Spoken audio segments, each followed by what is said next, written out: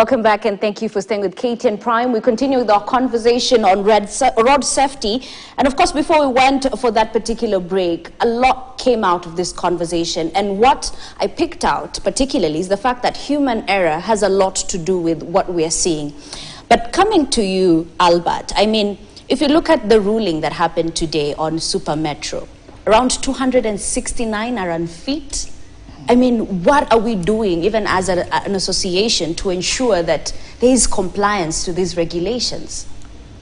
Okay, what we are doing, we are talking to our membership all over the country to make sure each and every SACCO is compliant. But with what happened today, we'll want to appeal to NTSA to relook into it, because you can imagine how many passengers is, what about the Super Metro? They are carrying more than 2 million people every day within Nairobi. So you can imagine they've lost a lot of money. When it comes to the issue of loans, they are paying loans. Now, our loan in PSV, we are paying on a daily basis, whereby they are losing a lot of money. Okay. And when Super Metro was coming up, NTSA was there. And to me, going forward, NTSA need to come up with a system how to gauge if the SACCO is growing. In terms of discipline, they must come up with a way of seeing how the discipline is coming up. And we are urging our members countrywide, we need to delink management and the leadership of the SACCO, because we must have a very credible management to deal with the SACCO in terms of the human resource, because majority of our SACCOs you get when it comes to human resource, we do not have a human resource.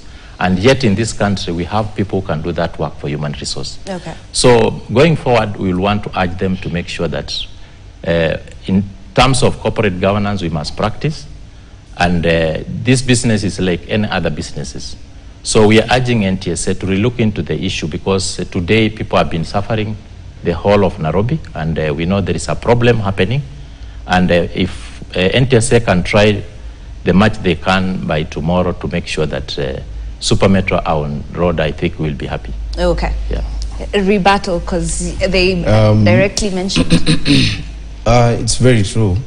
But you see, what happens is before we reach to that stage, there are some stages which we have crossed. Because what happens is, right now, as we are speaking, there is a dashboard at NTSA here in Likoni.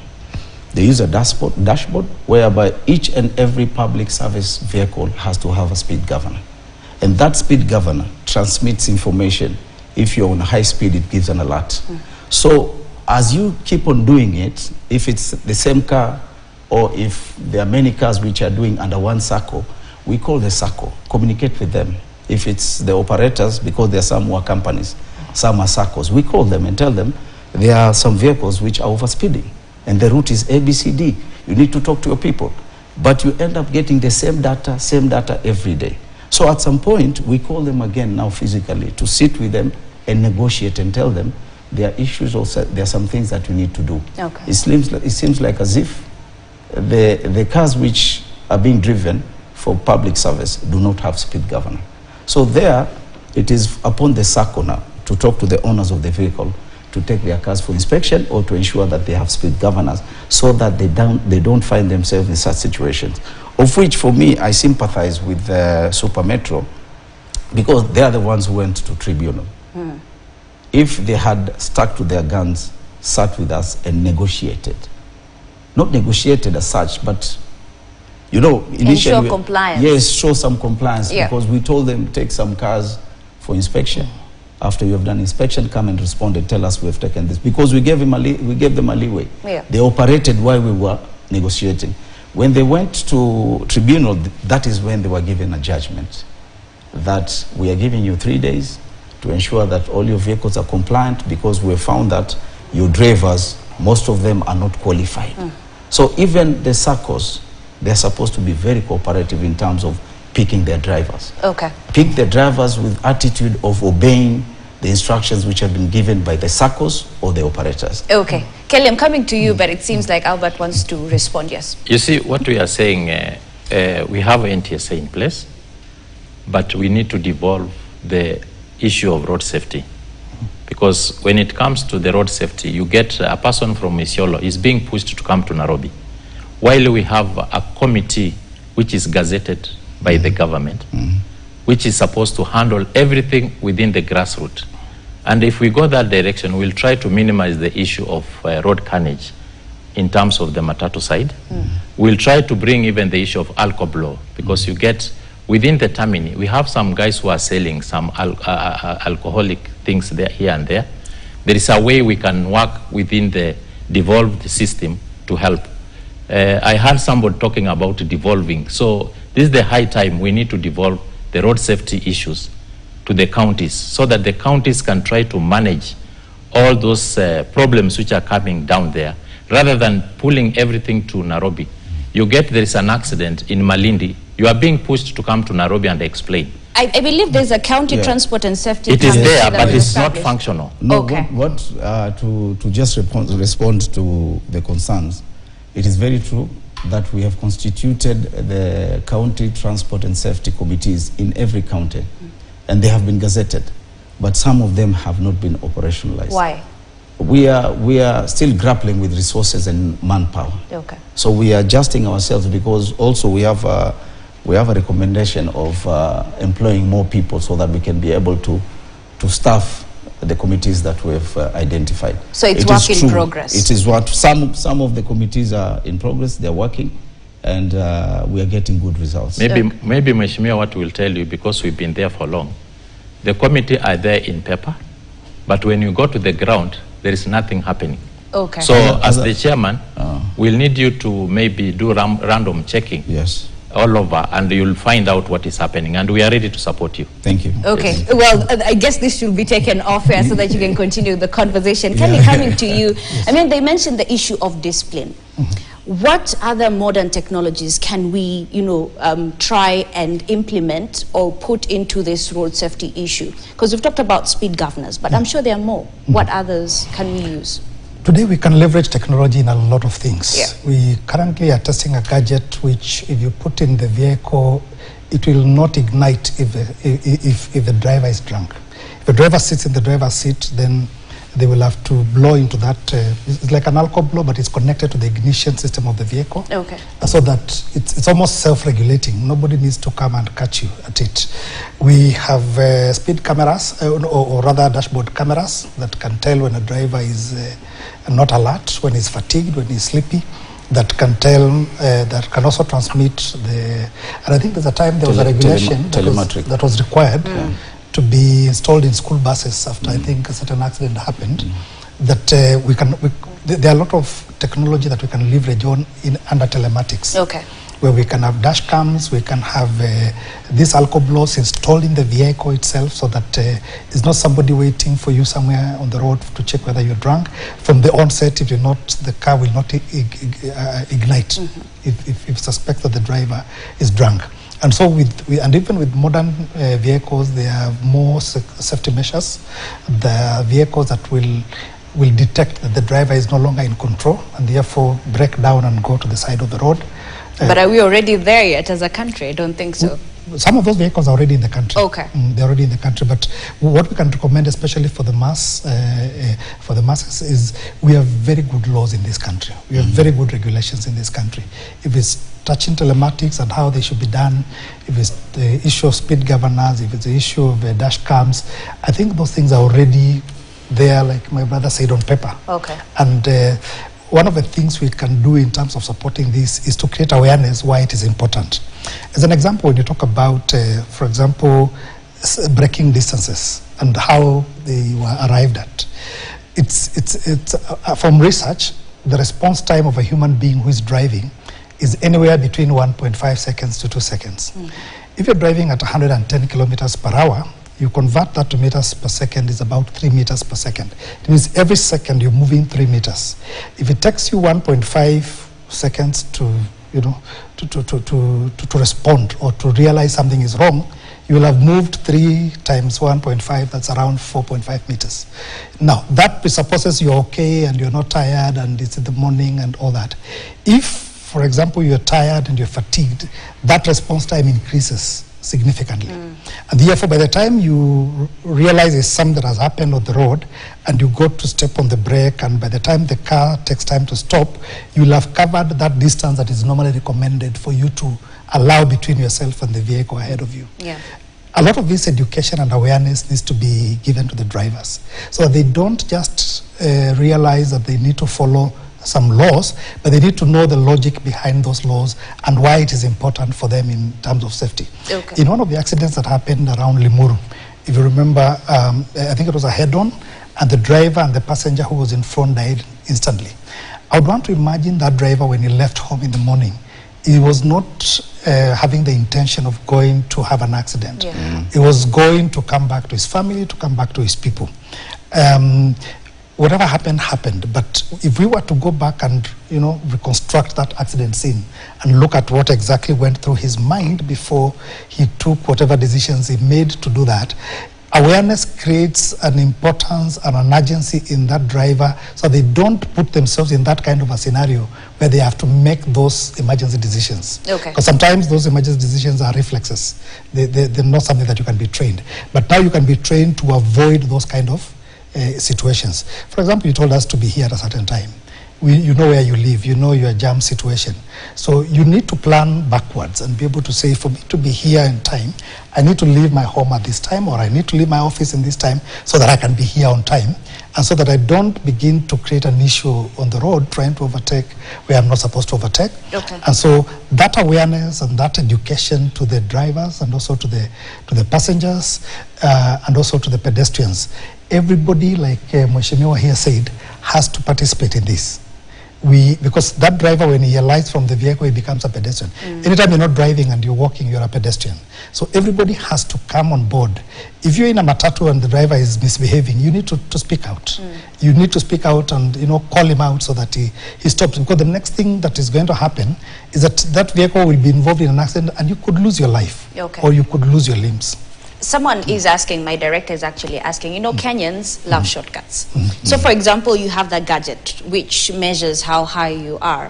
What if I use someone else to do it? Then what happens? As you know, Kenyans are really always looking for a shortcut or an easier way around things. But there's a camera also. Trust me.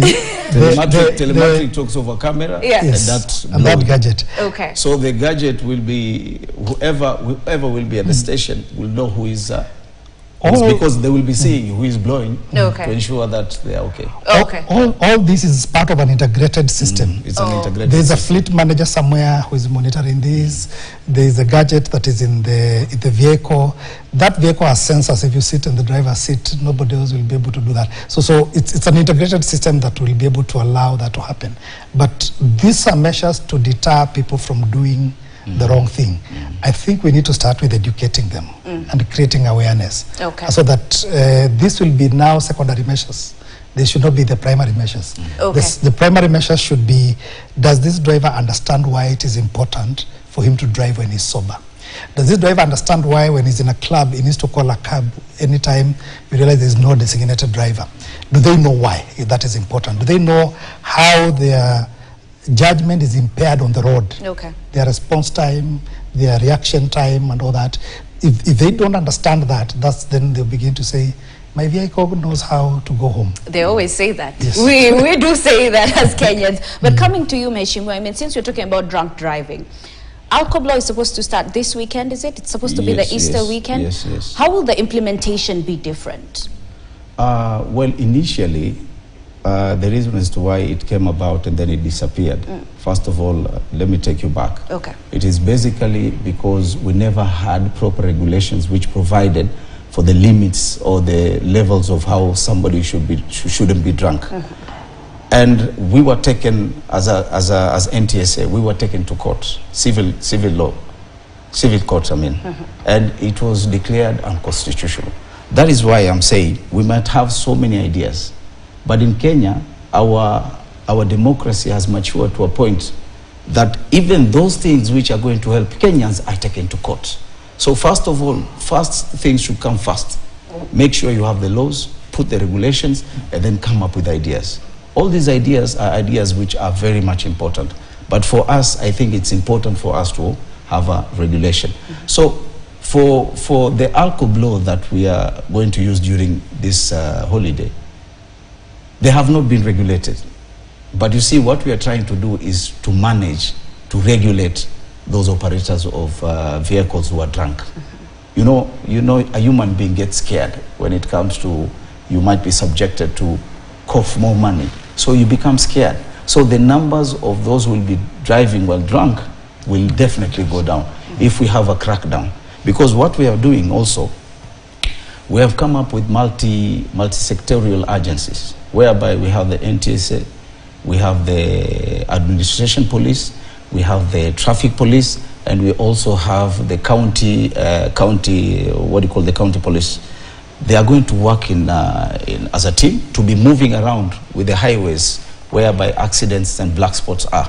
They are going to be moving around to ensure that even those who are supposed to enforce the law know that there is a team coming. We might find ourselves not in a manner that would be. So that will eliminate corruption. Definitely. Okay. At some point, and what we are saying is we have done it as a test within these 4 days of holidays, but we are intending to make it sustainable, because once we realize that within these 4 days we have lowered significantly, we have lowered the accident, then we'll have to come up with strategies on how we can enhance it, and coming up with a special team, special task force, which will be going around at any time. So if you're found conducting any unwanted activities, then you'll have to face the law. Okay. Because we have like 4 regulations which are already in the pipeline. As from next month, probably they should be in place. We have the school bus law regulations. We have the alcohol law regulation, which specifies the levels of drinking that would take you to court or will put you in litigation. We have another one, which is the inspection. Inspection of vehicles also contributes to many accidents that we are facing, because you will find many of the inspections which are done in our centers are done manually. And you allow for the intuition of a human being to tell you whether your car is working or not. But we are going digital now. We want every report to be generated from an inspection to be automated. Okay. So if you fail, it will tell you failed. So you have to take your car, book again, and then come. So next time, you will have to make sure that your car is roadworthy before you come for inspection. Okay. Even that one is going to reduce the corruption that we have all over. I can't wait to test it, and we'll be here trying to tell you, this is not working, and I hope you listen to us when that time comes. We will. But coming to you, Albert, I mean, there's this thing called Kamagera, if I'm not wrong. Where I'm from, I think from the coast tunaita squadi. Ile, when a driver comes, they're going for lunch, someone else comes in and takes over. How do we eliminate that? Because it's equally a problem. You see, how to eliminate the Kamagera is just education.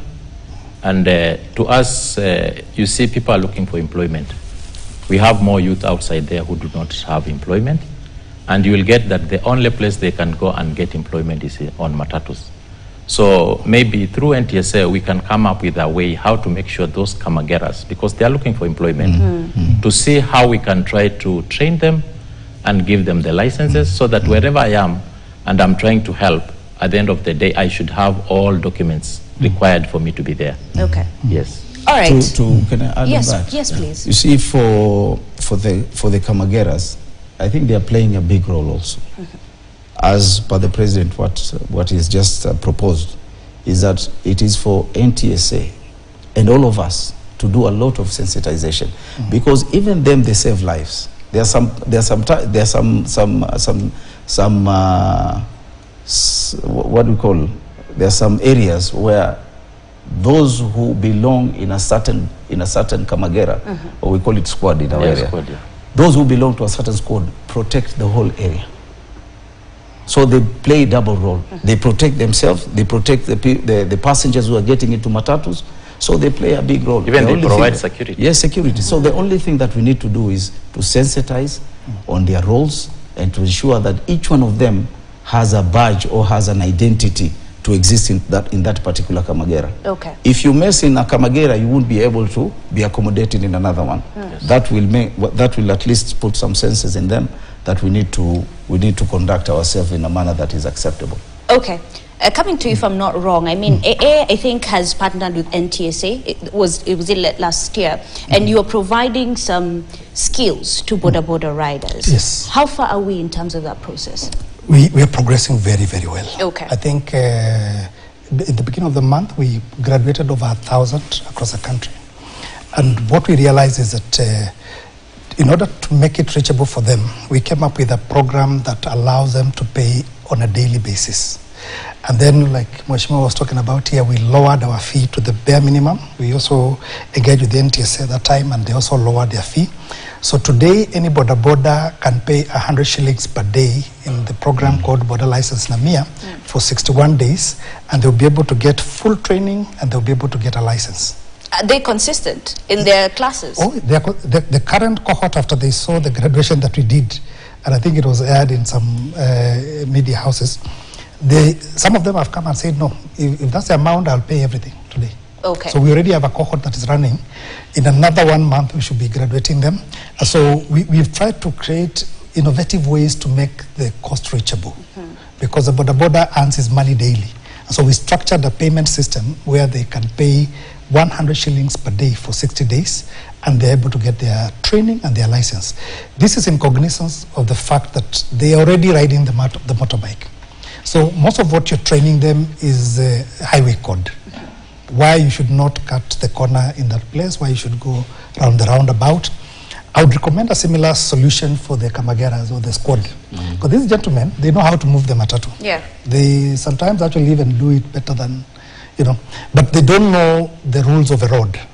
And so it's possible to cut out a program for them and say, can we focus them on the theory bit? And then when it comes to practical, we will only do that when we are testing them. And so that's something that we've already done with border, because we realize this guy has come to class to learn how to ride, but he already came with a customer. And he's going to live with a customer. The irony. So he's already riding, and so there's nothing you're going to show him about changing gears and stuff like that. But he needs to understand why he's passing where he's passing and where he's going.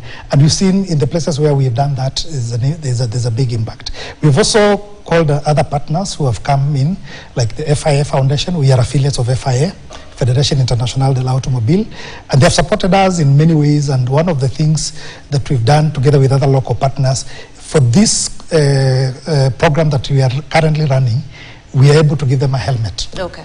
A proper helmet that has been tested. So we're able to train them, and then on top of that, because of the input of the other players that have come, we're able to give those border a helmet and train them the importance of wearing that helmet. So these programs are available, they are reachable, and in terms of cost, it's manageable.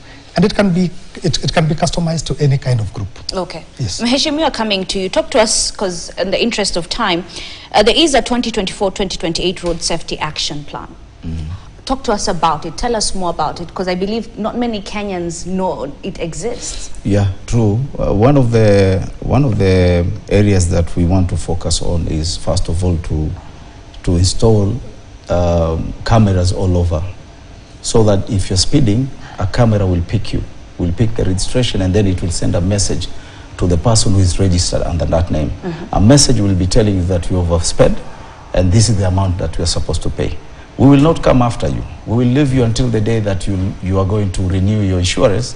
That is when it will be required to ensure that you pay the fines that you have been charged all through. That is one. Secondly, accidents occur because of many reasons. We are identifying those black spots, whereby if you look at most of the black spots do not have road furnitures, they do not have signages. So these are the things that we want to, first of all, identify them and ensure that we equip them, putting rebels, having shoulders, putting the furnitures like the rails, and then putting signages.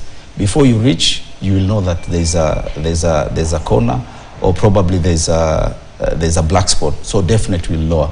So there are many things that we are doing, like for example, even the alcohol blow is part of the plan that we are coming up with. Okay. Inspection of vehicles. What we are looking at now is that even the private drivers, the private owners of vehicles, some of them are driving cars which are not roadworthy. So what we are doing is we are regulating the system so that each and every private car now will have to go for inspection. Currently, with the centers that we have, there are 17. They can only cater for 300,000 vehicles of inspecting per year annually.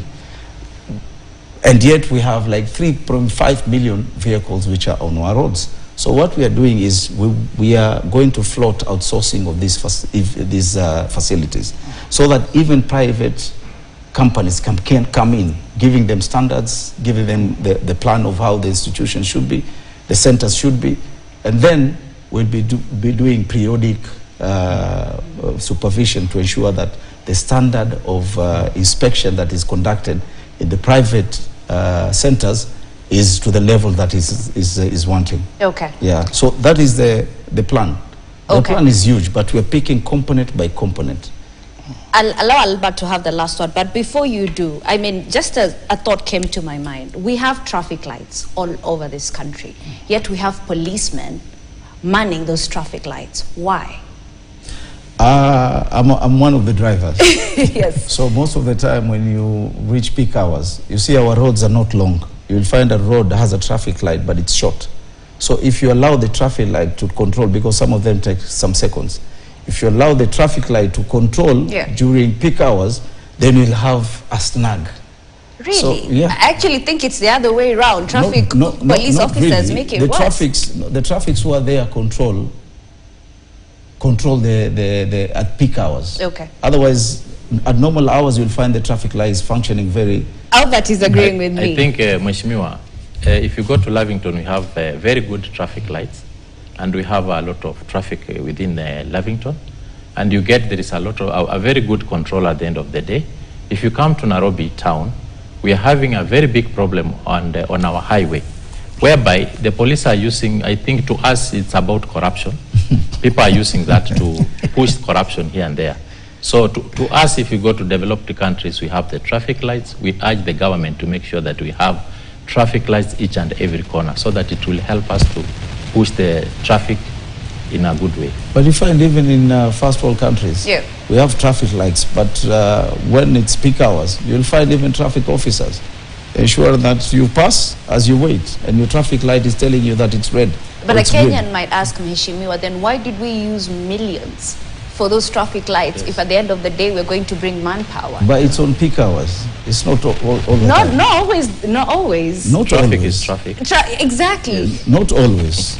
Not always. You'll find traffic police when they want to manage. To us, we need to reduce traffic police on our roads. Let's have mobile traffic policemen trying to go around rather than you get them in an area they are collecting money from matatus. Okay. So let me ask you, a traffic police who stands in a traffic light, how does he collect money? They do collect. Go to Tomboya Street. Ask him and he'll tell you. Let me have some time, gentlemen. I am sure he has all the details you want to know on this particular issue. If you go to Tomboya Street, you'll get them, and they are collecting money. Everybody can see what is happening. Yes. Okay, and that's a really good place to end this conversation. Thank you, gentlemen. Albert Karakacha, President, Matatu Owners Association, Mheshimiwa Khatib Mwashetani, Chairperson, National Transport and Safety Authority, and of course, Timothy Kelly, who is the Director, Mobility Services at AA Kenya. And that's how we wrap things up here on KTN Prime. I'm Ashley Mazuri on behalf of Jesse Rogers and Janet Preeti. Well, have a good night.